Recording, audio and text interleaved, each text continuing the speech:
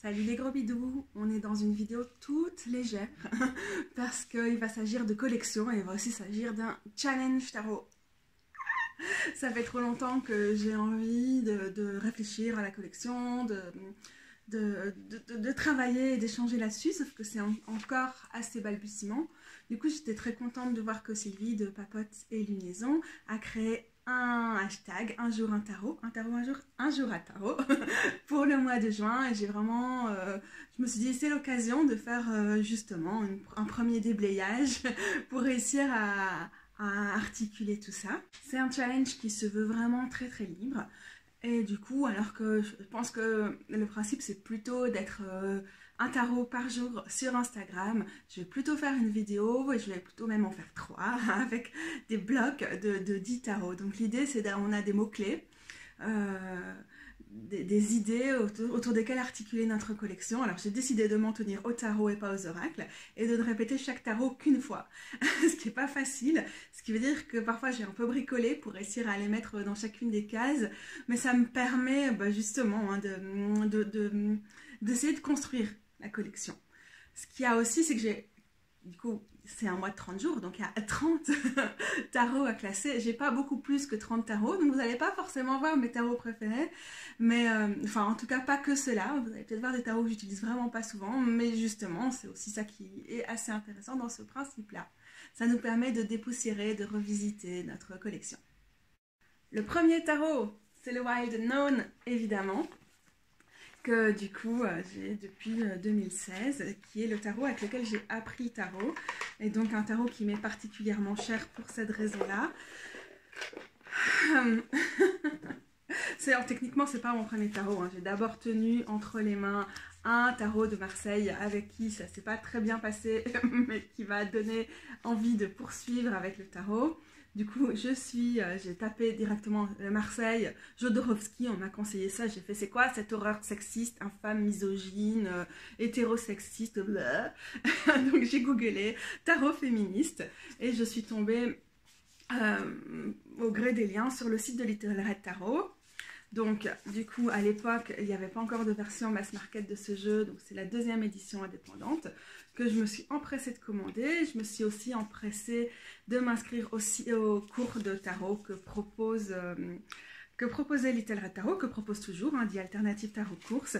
Et du coup ce jeu est arrivé, j'ai commandé le cours et je m'y suis mise à fond. Donc c'était une relation très intense avec ce tarot-ci, qui n'est certes pas très conventionnel, mais qui était pour moi une bonne façon, finalement, de commencer, justement, en sortant aussi visuellement de certains des codes du tarot, même si j'ai toujours essayé de comparer avec des cartes plus proches du Waite Smith, au moins en ligne. Donc voilà, on pose parfois la question, est-ce que tu tires encore les cartes avec ce tarot-ci? Donc pour l'instant je tire les cartes que pour moi, pas pour d'autres, et non, vraiment pas souvent, que pour des occasions très très particulières. C'est pas qu'il me plaît plus, sinon j'aurais pas ces tatouages, mais c'est juste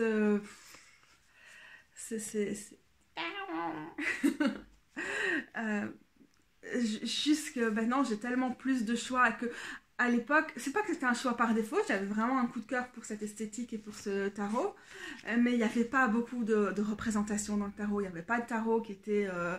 il n'y avait pas énormément de tarots qui étaient plutôt queer ou qui présentaient autre chose que des personnes hétéro-cis, où il y avait un minimum de personnes non minces, etc. Et ceux qui existaient, il n'y avait pas vraiment une esthétique, une imagerie qui me plaisait. Entre temps, il y a plein de choses qui sont sorties, et donc c'est pas qu'on a l'embarras du choix, mais il y a encore beaucoup d'efforts à faire dans les communautés tarot, mais on en a beaucoup plus. Je précise que je ne vais pas vers les tarots sans humains ou avec des animaux par dépit ou par défaut, ou parce que je trouve pas le choix qui me convient au niveau des représentations humaines et de la diversité des représentations dans des tarots classiques. C'était juste intéressant à ce moment-là parce que ça me permettait de ne pas devoir chercher tout ça, et aussi parce qu'il me plaisait. Je vais vers ce genre de tarot parce que j'adore les tarots où il n'y a que des plantes, que des animaux, que des paysages. D'ailleurs, vous allez voir qu'il y en a quand même pas mal qui vont revenir dans cette série en fait. Alors, Deuxième chose, le dernier, ou le premier et le dernier. Alors, le dernier tarot que j'ai pas encore énormément manipulé, mais sur lequel je vous réserve une vidéo qui sera une analyse comparative de deux tarots, parce que pourquoi faire une review quand on peut faire des analyses un peu chiantes. C'est le Urban Tarot. Ça, c'est un tarot qui est assez ancien, mais maintenant il y a une édition mass market chez US Games. Et au début, ça ne me parlait pas du tout, justement, ça fait partie de ces tarots, parce qu'il était, au moment où j'ai commencé à m'intéresser au tarot, je crois que l'édition Indie sortait à ce moment-là, l'édition indépendante. Et justement, j'étais en mode, waouh, si c'est pour avoir des représentations, il faut une iconographie qui me plaît à ce point peu, c'est quand même vraiment triste. Mais maintenant que j'ai plus de choix dans ma collection, j'ai vraiment souhaité me plonger là-dessus. Aussi, comme vous savez peut-être, si vous suivez mes vidéos, je me penche un peu sur le système du Thoth et sur les tarots hybrides qui mêlent le Thoth et le Waite-Smith. Donc c'est la raison pour laquelle je me suis à nouveau penchée sur ce tarot-ci. Et la question de l'urbain, et pas juste du tarot, mais l'urbain et la spiritualité, le paysage urbain, les interactions urbaines et la magie et l'occulte, c'est très très intéressant pour moi. On est souvent dans une dissociation et dans une vision très fantasmée, très cliché de la nature. Il n'y a qu'à voir ce qu'est la roue de l'année. Donc voilà, ça m'intéressait avant tout pour tout ça. C'est basé à New York. Et c'est un tarot queer de par la richesse de ses représentations et aussi parce que c'est une femme trans qui l'a dessiné. Enfin, c'est pas que des dessins, c'est différentes techniques avec du collage, de la traitement digital, etc. etc. Les mots me manquent, mais voilà, ce tarot me plaît beaucoup. C'est des vraies personnes de l'entourage de l'artiste Robin Scott qui ont posé pour ce tarot. Ça me plaît aussi. Par contre, oui, le côté geek, culture urbaine, surreprésentation de l'alcool sur certaines cartes et tout, ça c'est vraiment pas mon univers. Mais c'est à creuser et c'est aussi l'univers, le monde. C'est aussi important pour moi par rapport, oui, à mon étude du tarot et à ce que j'ai envie de transmettre et de partager avec vous sur l'étude du tarot. Donc vous voyez, il y a des représentations intéressantes. J'aime pas trop les épées, peut-être un peu trop Thoth pour moi. Ouh, la lune est spéciale. Donc c'est le dernier, et j'ai pas encore beaucoup travaillé avec, à part une ou deux cartes du jour, donc affaire à suivre. Pour le numéro 3, le favori, j'ai choisi le Fist Spirit. Alors j'aurais pu en choisir d'autres, il y a quand même dans mon top 3 et dans mon top 5 pas mal de tarots qui arrivent à égalité, ou que je vais plus ou moins utiliser selon les périodes, mais c'est vraiment un énorme coup de cœur pour moi le Fist Spirit.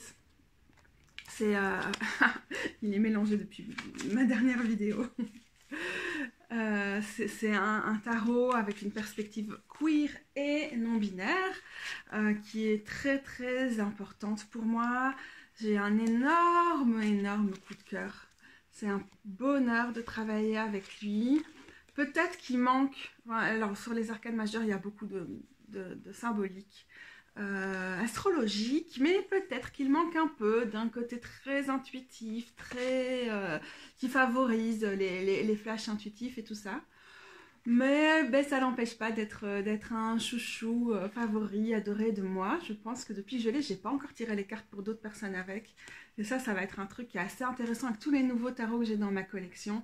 Je vais vraiment prendre du plaisir à un moment à proposer des tirages pour les tester, voir comment ils fonctionnent avec les gens, lesquels je vais privilégier pour quel type de tirage pour d'autres. Mais voilà, donc avec ces arcanes mineures qui sont pas trop illustrées, ce qui est très agréable, avec des symboliques qui sont vraiment très intéressantes. Vous voyez un peu la diversité de ce qu'on a par exemple pour représenter les épées, ou ici les coupes. Et avec des majeurs qui sont beaucoup plus riches. On est vraiment dans quelque chose qui me plaît beaucoup. Il n'y a pas trop d'humains. Il n'y a pas trop de scènes plutôt minimalistes comme celle-ci. Il y a juste un excellent équilibre entre tout ça. Donc ça me... c'est vraiment mon gros coup de cœur de la dernière année en termes de tarot. Peut-être qu'il a même détrôné certains tarots dans mon top 5. Ouais, je pense qu'il en a détrôné, franchement. Mais ce sera à réfléchir, ce sera à rediscuter quand je ferai une vidéo pour parler de ma collection. Alors, le réconfortant, le tarot doudou.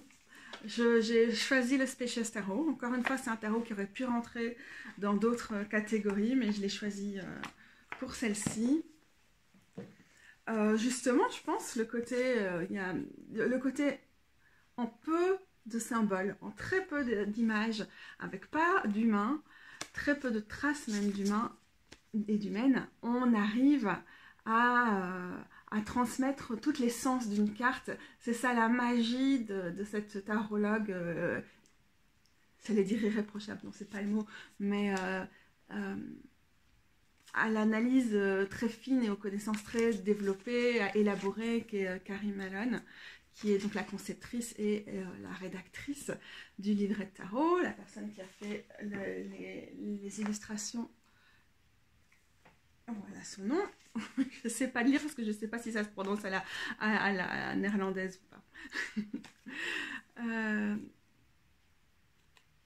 Voilà. Il me réconforte, il me fait plaisir, je peux l'embarquer partout. Il n'est pas compliqué, il ne se prend pas la tête. Et c'est ça qui fait. Il est spacious, il est spacieux et il apporte de l'espace, il tient de l'espace. Cet espace est pour toi. Et avec son petit livret, que vous ne verrez pas. Voilà, il est intelligent, c'est un excellent tarot et il n'est pas prise de tête. Carrie Malone avait aussi pas mal travaillé sur la symbolique du Wild Unknown et on sent un peu le même type de sagesse, pour moi, ceci dit, avec une maîtrise du tarot et des codes du tarot qui est plus développée, plus assurée dans celui-ci. J'adore le portail du jugement.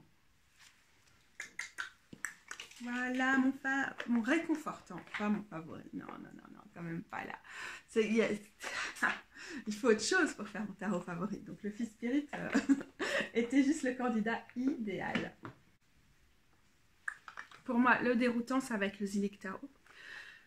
Encore un tarot qui était disponible d'abord, si je ne me trompe pas, en édition indépendante, auto-publiée, et puis qui a été repris par, encore une fois, US Games. Celui-là, c'était US Games ou c'était Lee Woollin? Good question. C'est Lee Woollin, celui-là. Je me suis trompée.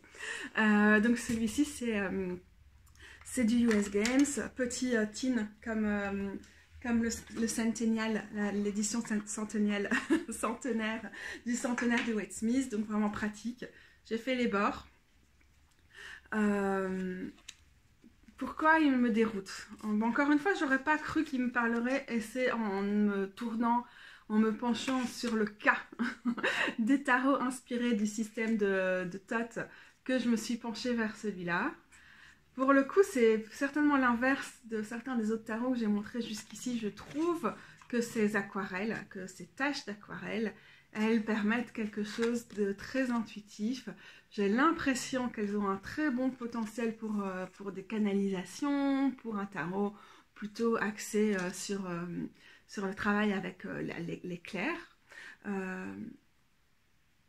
Je dirais comme ça clairaudience, mais il provoque directement, je regarde un truc de clairsentience aussi, j'ai directement des impressions corporelles précises.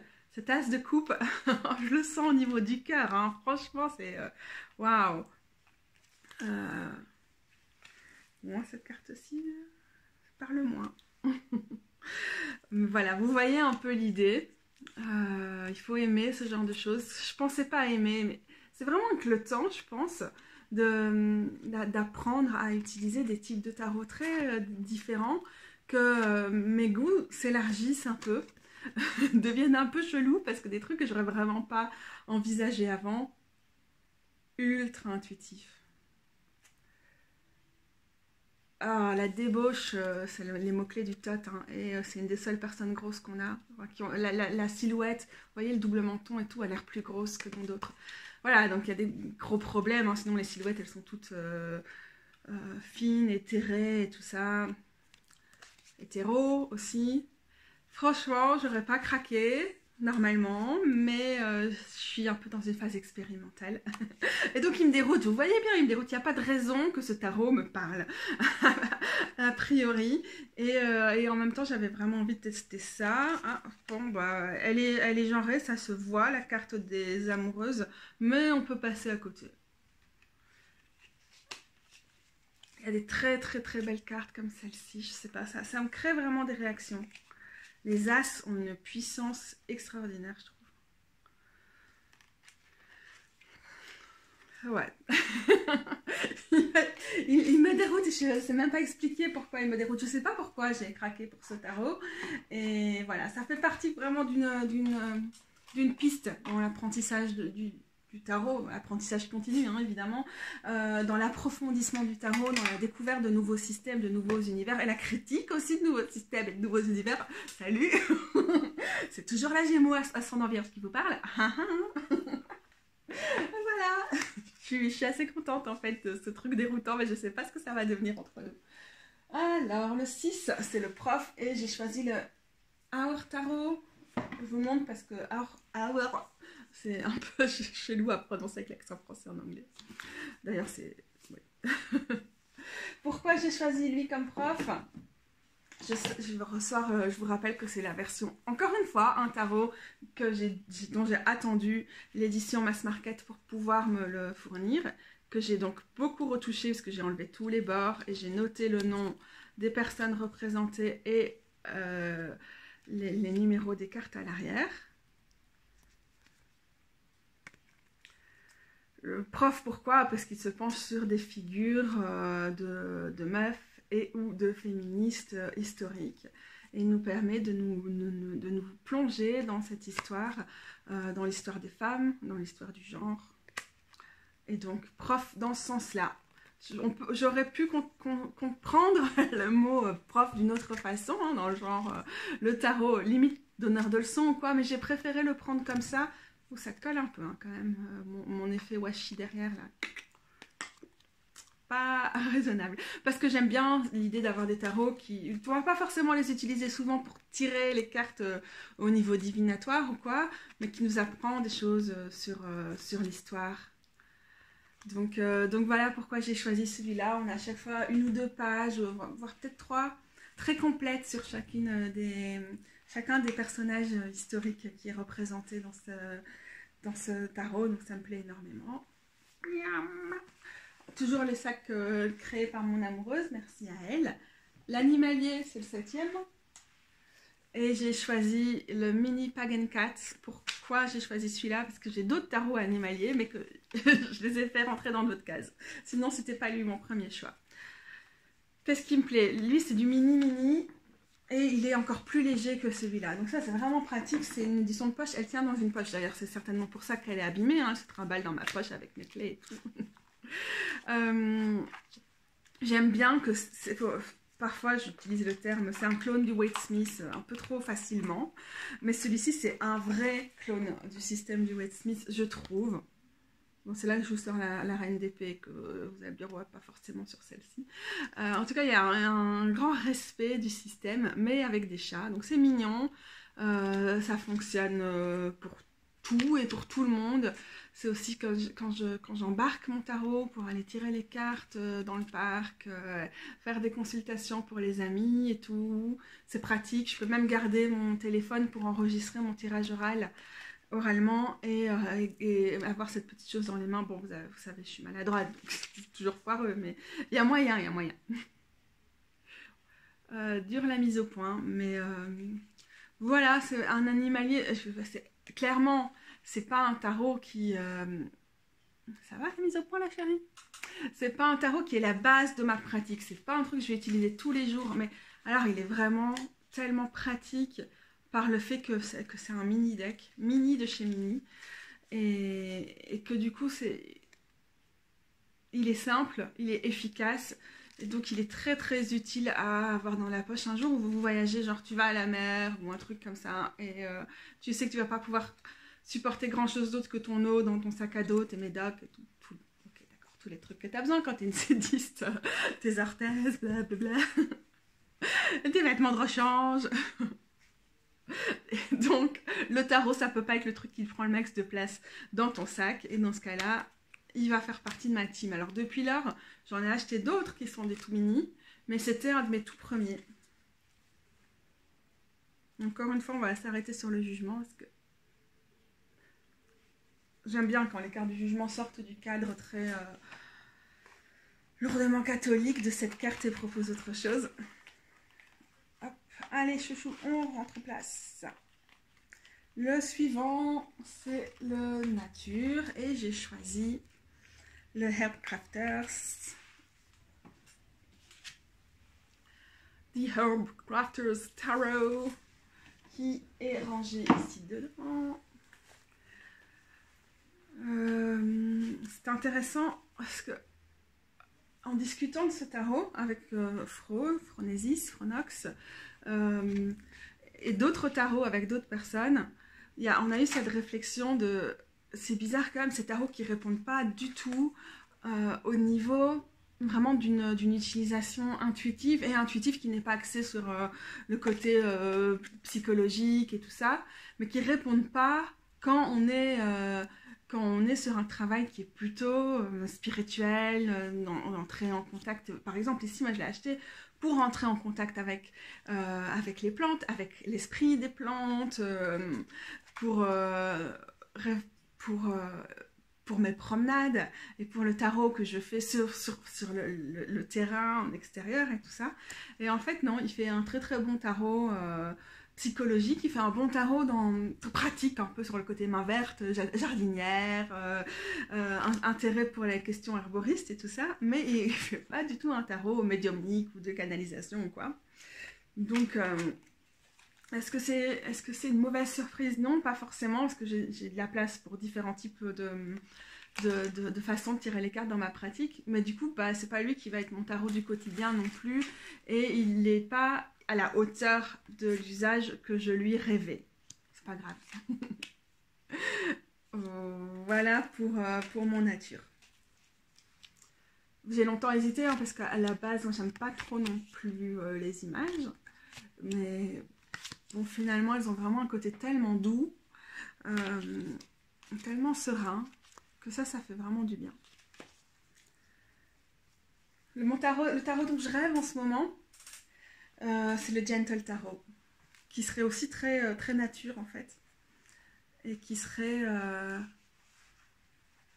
Ouais, là, lui, je sais que quand je l'aurai, ça va être une belle histoire, mais c'est un tarot auto-publié super cher. Si quelqu'un a de l'argent à dépenser pour rien, enfin pour moi, non, je sais, c'est juste trop cher. Ok, next, le bizarre. C'est qui mon Zarbi? C'est qui? C'est le Many Queens. Pourquoi il est bizarre? Juste parce que là, vraiment, il y a un truc avec les yeux, certains des membres ou parties du corps qui sont mis en avant dans certaines des images, donc les yeux qu'on voit aussi à l'arrière des cartes. Alors, il y a de la nudité qui n'est pas idéalisée ou soft ou male gaze ou quoi, c'est vraiment un tarot queer là pour le coup, donc je vous préviens. Maintenant je montre. Je pense que ça peut déranger, ça peut chambouler certaines personnes, parce que justement on n'est pas dans le lisse, certes on est dans un côté fantasmé, mais parce qu'il y a de la place pour l'imaginaire, mais on n'est pas dans un côté idéalisé, lissage du corps et tout. Mais du coup il est bizarre, j'ai mis du temps à l'aimer, à m'habituer, à avoir envie de travailler avec lui. Et il garde ce statut bizarre. Bon, déjà, il est trop grand pour moi, et il y a une édition mini, mais voilà, j'ai la grande. Mais bon, c'est un bizarre dans le bon sens, quoi. C'est un bizarre dans le sens queer avant de devenir une insulte, et puis avant d'être... Queer a été réapproprié depuis une insulte dans les années 80 par des militants queer. Et avant d'être une insulte, c'est un terme de la langue anglaise qui signifie surtout étrange, bizarre.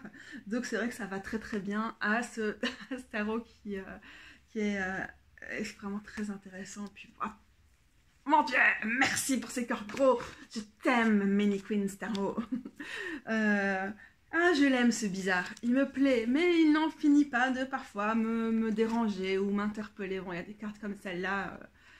J'ai presque envie de pleurer de joie en les voyant. Hein. Ces cartes de coparentalité et de... Oh, grand Dieu. Je sais pas pourquoi les dieux sont avec moi aujourd'hui. Ok, then. On continue parce que sinon je vais faire une super longue vidéo alors que c'était censé être fun, léger et faire une dizaine de minutes, bien sûr. Pourquoi pas? Oui, je rêvais un petit peu. Hein. Et c'est la dernière. Le précieux. Je crois qu'on peut faire... Encore une fois, on peut entendre beaucoup de choses par précieux et je tourne cette vidéo avant le jour J du 10 juin. Donc j'adore l'idée de pouvoir me l'interpréter comme bon me semble à ce stade. J'ai pas pris précieux dans le sens où c'est un tarot qui est particulièrement précieux pour moi. Ni précieux en termes de prix, même si c'est un tarot auto-publié qui a son coût, hein, c'est clair. On est entre 50 et 100 euros, je ne saurais plus dire combien. Plutôt entre... J'ai dû le payer à un moment où il était autour de 55 ou quelque chose comme ça. Mais j'ai été arnaquée de ouf par les frais de douane. Donc il est précieux. Je pourrais pas m'en séparer parce que... Ah bah il y en a d'autres où j'ai été arnaquée sur les frais de douane. Enfin, j'ai dû les payer quoi. Je trouve que c'est une arnaque. Et que du coup j'ai voulu m'en débarrasser parce que j'ai trouvé que c'était avait vraiment été une mauvaise expérience. Mais pas celui-ci. Donc c'est le Ophidia Rosa Tarot. Il est précieux parce que... Il a la finition pétale de rose, qui est vraiment d'une douceur. Écoutez-moi ça. Incroyable cette douceur. Bon, ça fait partie des trucs pétales de rose, c'est-à-dire c'est pas le mat le plus lisse. Donc parfois les cartes collent un peu. Et comme je l'utilise pas très souvent, elles sont pas décollées. On a un côté gilded. Je sais plus comment on dit ça, mais donc les bords sont dans un doré très subtil qui du coup ne s'abîme pas ou s'abîme peu en tout cas à l'usage contrairement à ceux qui font cheap. Donc il fait précieux aussi pour ça. Les couleurs, le côté aquarelle, je pense sur le fond en tout cas peinture qui a été, si je me trompe pas, peinte avec les plantes en question, la personne qui fait les plantes de son jardin. Le côté, on a des plantes dépoisonneuses, formidable. C'est tout ça qui me le rend précieux. Je l'utilise pas si souvent, il fonctionne très bien en intuitif pour tirer les cartes pour d'autres, mais comme je tire pas les cartes pour d'autres en ce moment, c'est un peu difficile. C'est ouais, précieux à cause surtout de la qualité du jeu, de ce côté, je trouve très très spécial. J'ai aussi l'oracle qui va avec, dans lequel il y a aussi les 22 arcades majeures, qui s'appelle le Maiden Oracle. Il y a un autre oracle qui est fait sur base des plantes, mais ça je pense que ça me fait... J'utilise pas assez souvent ces jeux pour avoir envie de l'ensemble de la collection, même si elles sont magnifiques. Et il y a aussi un oracle, un tarot à thème plutôt cosmique, mais qui est très correspondant, très cosmique et en même temps rempli de plantes et tout, qui est sublime. Voilà, mais ça, j'envisage vraiment pas de les avoir, mais je sais pas, j'aurais vraiment du mal à expliquer ce qui est précieux dans ce jeu, mais il est vraiment spécial. Quand je le vois comme ça, je me dis, waouh, j'ai hâte de tirer les cartes pour d'autres à un moment, parce que j'ai trop envie de l'utiliser, et il est ultra intuitif, là pour le coup, hein, comme on parlait tout à l'heure de ces tarots qui sont parfaits sur plein de trucs, mais qui sont assez muets sur un travail de l'intuition, d'avoir des réponses via les clairs, d'avoir des réponses intuitives très très fortes, instinctives, de canalisation et tout. Bon bah voilà, là on est vraiment en plein dans ce genre de tarot, alors que si vous voulez faire du tarot psychologique, le livret, il nous donne rien de spécial. Il est très poétique, lyrique, mais moi je comprends rien à l'anglais, qu'il y a dedans en particulier. Et du coup, moi, je le vois pas du tout comme un truc pour faire de l'introspection, un travail psychologique, un travail sur moi-même ou quoi. Je le vois vraiment comme un outil. C'est de la balle pour faire venir les messages intuitifs, quoi. Vraiment ça. parce que quand vous tirez les cartes pour des gens, vous allez me dire mais il n'y a pas beaucoup de détails sur lesquels s'accrocher, puisque j'utilise beaucoup les visuels pour construire ou pour écouter et puis construire l'histoire que je vais transmettre aux gens. Et en même temps, il n'y a pas besoin d'avoir trop pour réussir à tirer des choses avec lui. C'est très spécial, il est vraiment très spécial. Et aussi, quand parfois ça s'éloigne un peu d'une image classique, par exemple ici du 2 de coupe, encore que, je trouve que ça permet, parfois ça permet de se connecter à des aspects de l'image, et pour d'autres, ça nous permet de juste, ok, l'image elle est là, mais c'est juste un support visuel. Et tout ce qu'on part, c'est se connecter à l'archétype de la carte, à tout ce qui vient dans l'histoire de la carte, au-delà de l'image, ce qui peut aussi être très intéressant dans ce que ça peut susciter chez nous. C'est un peu bizarre à expliquer, mais je pense que vous avez compris, grâce à mon enthousiasme, pour ce qui le rend si précieux à mes yeux. C'était donc le Ophidia Rosa Tarot et je vous dis rendez-vous dans une dizaine de jours pour la deuxième partie de cette mise en place, cette mise en ordre, cette organisation plus ou moins subtile et plus ou moins d'équilibriste de ma collection de tarot. Chaque fois que je le lis, j'ai envie de lui faire des bisous tellement il est beau et doux. Je sais qu'il y a une autre vidéo, je lui fais des bisous, je ne sais pas pourquoi, c'est la douceur de ce truc. Ouais, je fais ça à chaque fois que je sors, oui. Ok, je vais apprendre à me tenir. C'était un plaisir. À bientôt. Et les gros bisous.